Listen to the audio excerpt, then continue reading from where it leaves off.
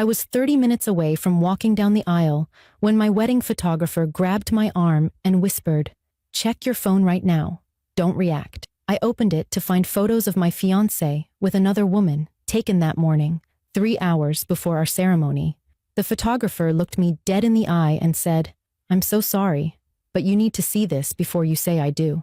My name is Natalie Brooks. I'm 29 years old and I teach English at Lincoln High School.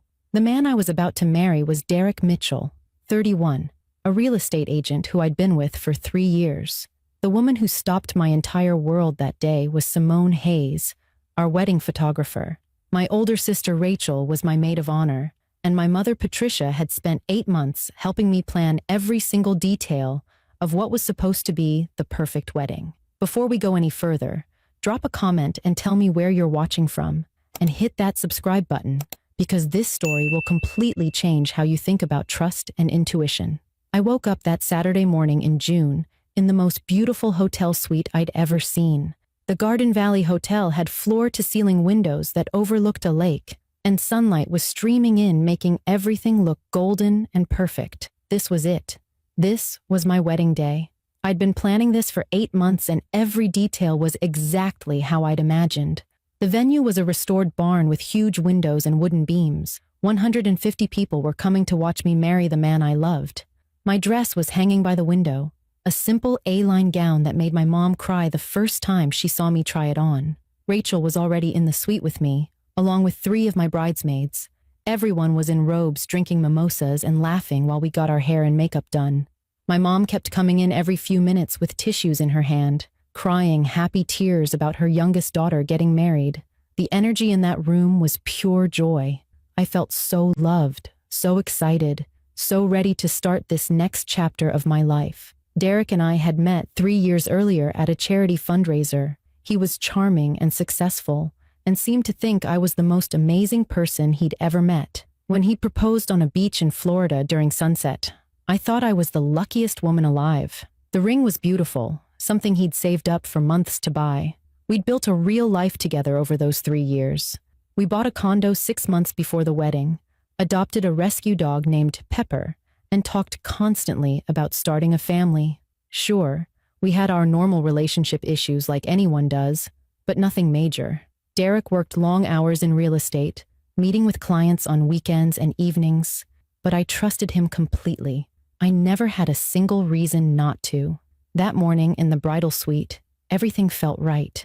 Simone arrived around 9 to start taking photos of all the details: the dress, the shoes, the jewelry, all the little things I'd spent months choosing.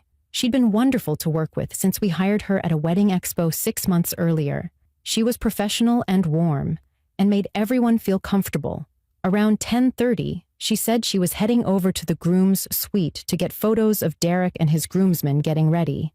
I smiled and told her to make sure he looked handsome in the pictures. She gave me this odd look, just for a split second, but then smiled back and left with her camera bag. I sat there in my robe with my hair half finished, feeling genuinely happy. I sent Derek a quick text saying I couldn't wait to marry him, even though we'd agreed not to talk on the wedding day for tradition. My mom brought me toast because I'd forgotten to eat breakfast. Rachel went over the timeline again. Ceremony at 1, cocktail hour at 2, reception at 3. Everything was running perfectly on schedule. I had absolutely no idea that in the next 30 minutes, my photographer was going to show me something that would destroy everything I thought I knew about the man I was about to marry. It was 11:15 when Simone came back to the bridal suite.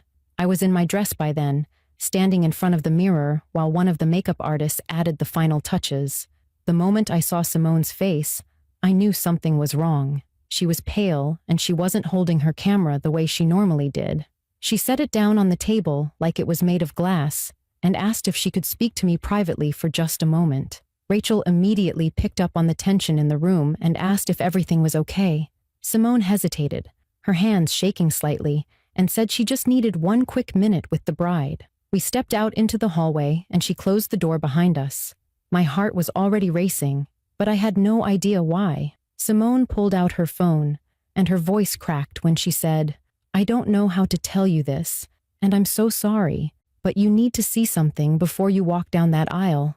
She opened her phone and turned it toward me. The first photo showed Derek sitting in a car parked behind a coffee shop. He was with a woman I'd never seen before in my life. They weren't just talking, they were kissing. His hand was on her face in a way that made my stomach drop. Simone swiped to the next photo. The woman was crying, and Derek was holding her, his arms wrapped around her like he was comforting someone he cared deeply about. Another swipe. They were embracing through the car window, her hands on his chest, his forehead pressed against hers. Every photo was time-stamped. 8:30 that morning, 2.5 hours ago. While I was getting my hair curled and laughing with my bridesmaids, my fiancé was with another woman. Simone swiped one more time, and a video started playing. It was only 15 seconds long, but it felt like hours. Derek was saying something to the woman, and even though there was no sound, I could read his lips. Well enough to catch the words, "I'm sorry," and "I have to go through with it." The woman was shaking her head, devastated, and then the video ended. I grabbed the wall because the hallway had started spinning.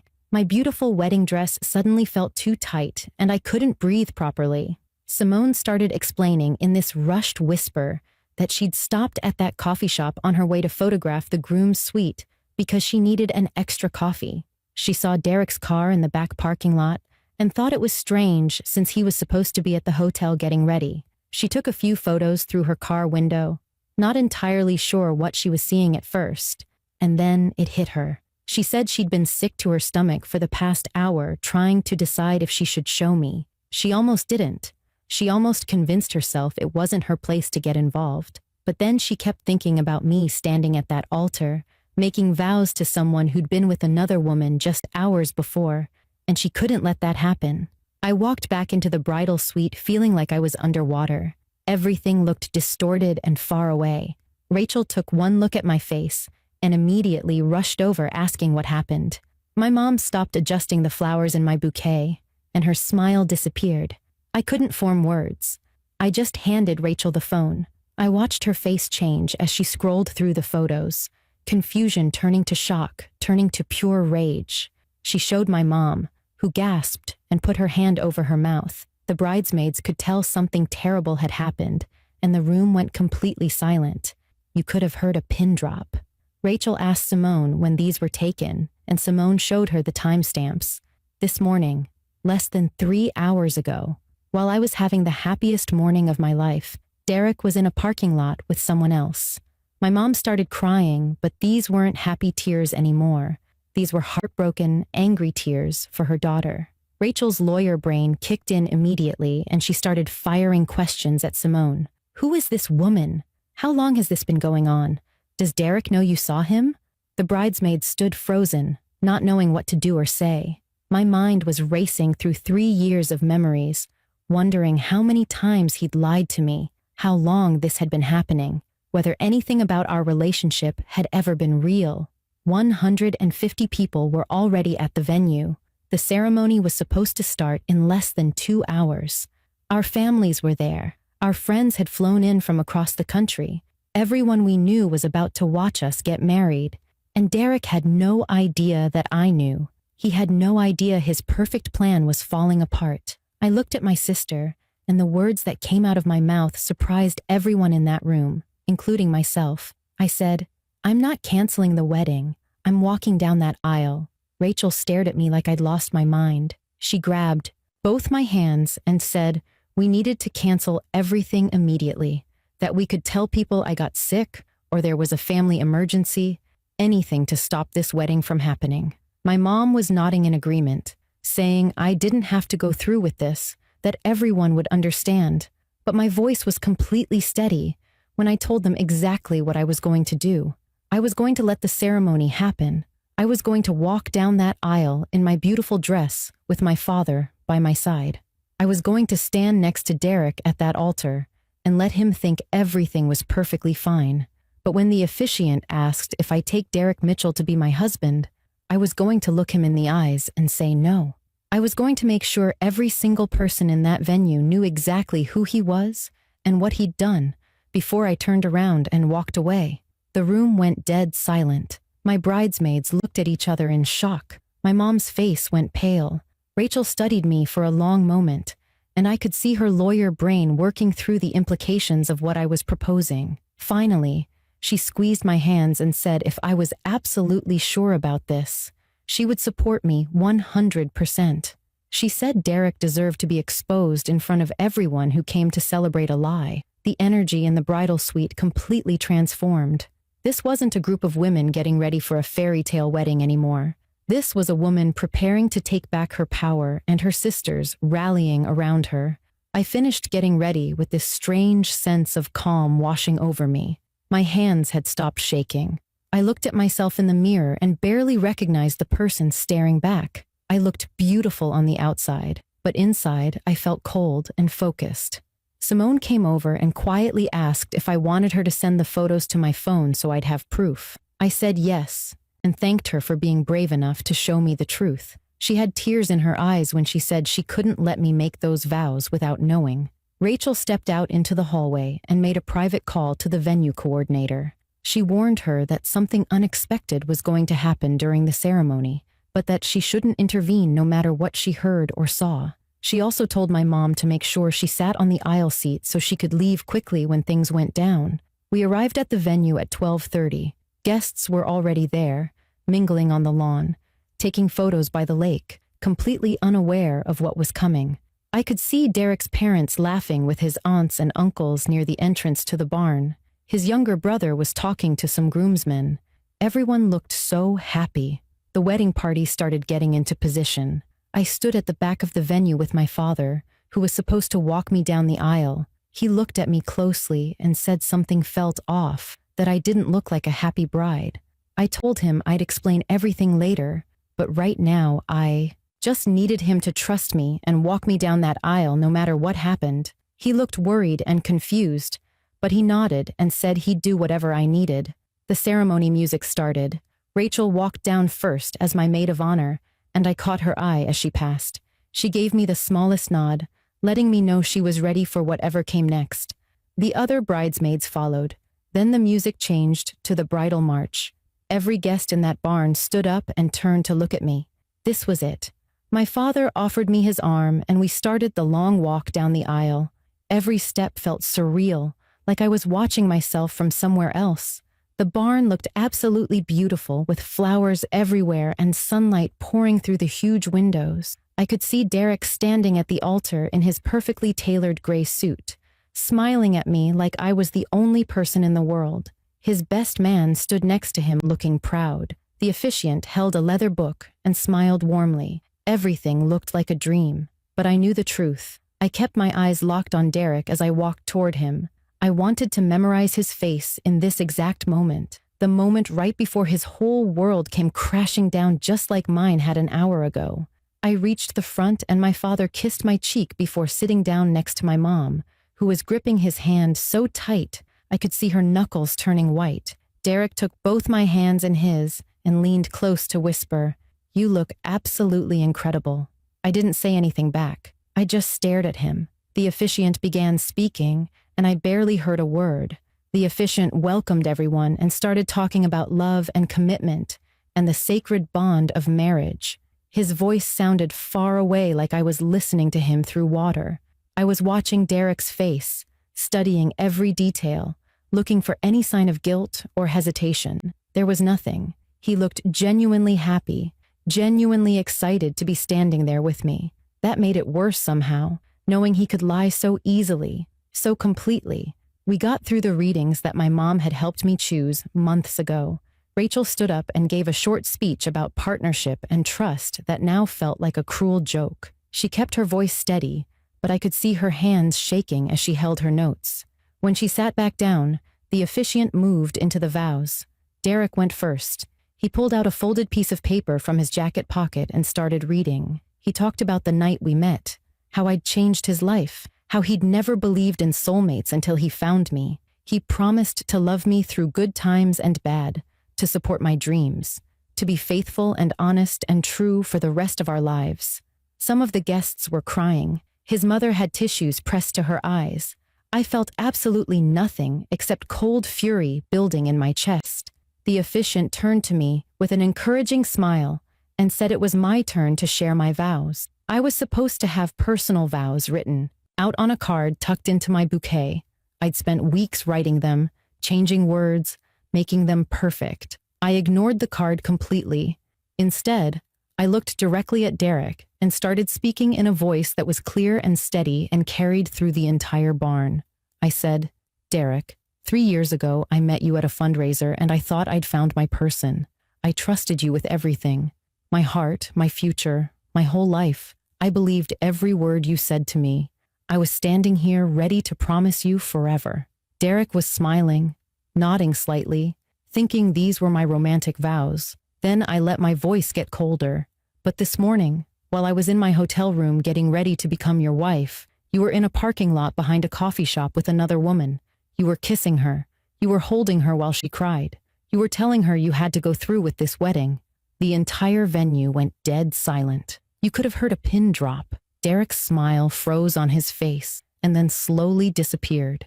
The color drained from his skin until he looked like he might pass out.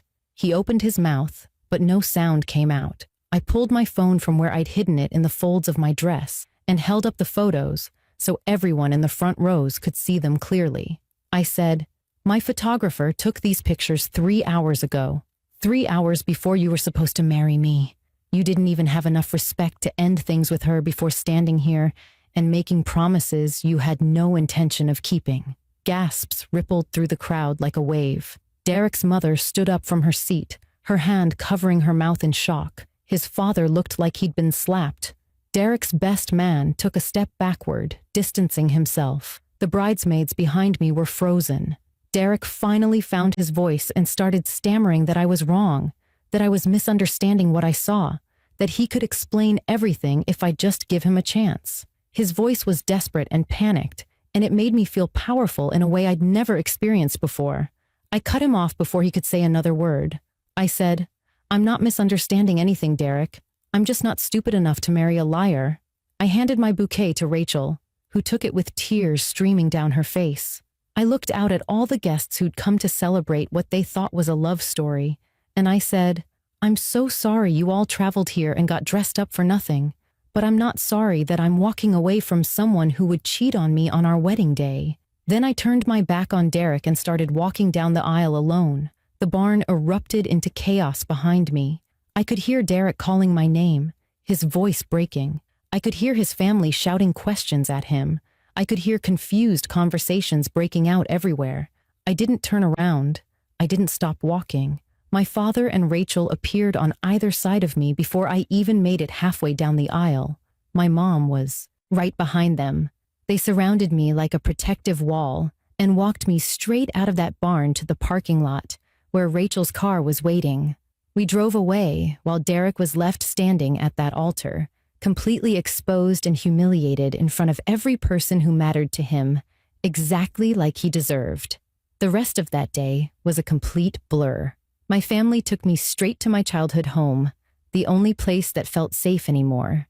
I went upstairs to my old bedroom and took off that beautiful wedding dress, carefully hanging it in the closet before putting on sweatpants and one of my dad's old college sweatshirts. Within an hour, my phone started exploding with messages and calls. Derek tried calling me 17 times in the first 2 hours before Rachel finally answered and told him in her coldest lawyer voice that if he ever contacted me again, she would file for a restraining order. My friends who'd been at the wedding were texting asking if I was okay, saying they were in complete shock, that they had no idea Derek was capable of something like that. A few of Derek's groomsmen even reached out to apologize, saying they never knew he was seeing someone else. That hurt almost as much as the betrayal itself, realizing I'd been the only person completely in the dark about my own relationship. Over the next week, the full story came out piece by piece. The woman in the photos was named Jenna, and she'd been Derek's girlfriend for 7 months. 7 months while we were engaged, while we were planning our wedding, while I was picking out flowers and tasting cakes and imagining our future together. Jenna reached out to me through social media after seeing the story spread through mutual friends.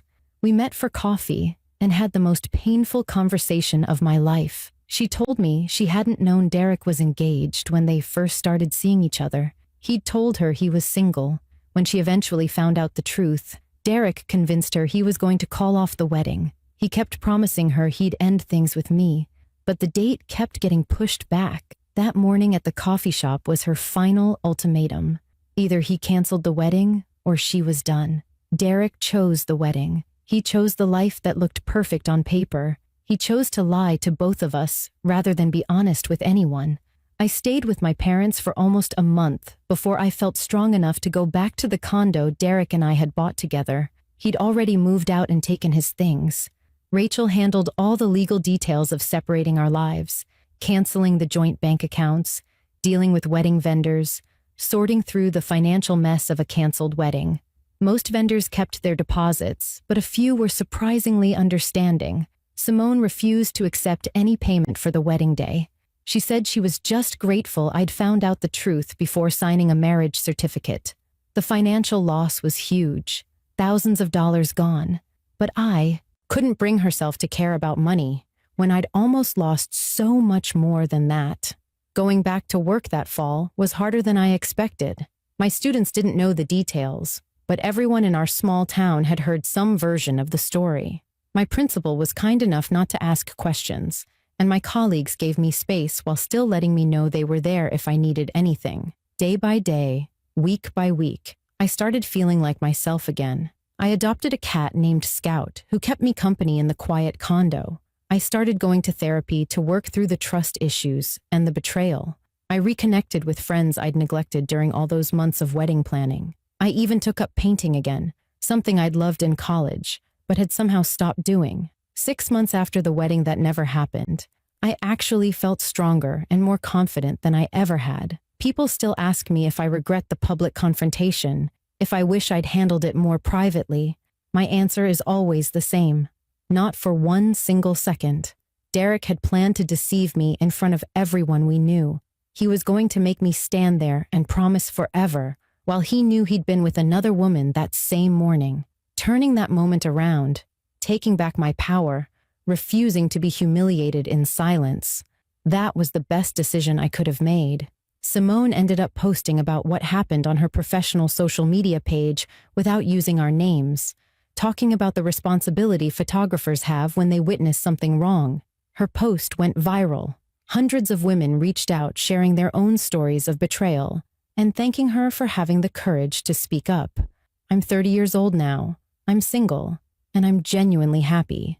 I still live in that condo with Scout. I still teach at the same high school. Derek texted me about 6 months after the wedding asking if we could talk, saying he'd made a terrible mistake. I blocked his number without responding, because some mistakes don't deserve forgiveness, and some people don't deserve second chances. I don't know if I'll ever get married. Maybe I will someday, but only to someone who would never make me doubt them for even a second. My wedding day was supposed to be the happiest day of my life, but instead, it became the day I chose myself. The day I learned that walking away takes more courage than staying ever could. If this story taught you anything, I hope it's this. Trust your instincts, value yourself enough to walk away from what's wrong, and never be afraid to say no, even when everyone's watching. Sometimes the hardest decisions lead to the best outcomes. If my story made you think differently about trust and self-respect, hit that subscribe button and drop a comment telling me about a time you chose yourself over someone else. I read every single comment, and I'd love to hear your stories. Remember, you deserve someone who would never make you question their loyalty, especially on what's supposed to be the most important day of your life.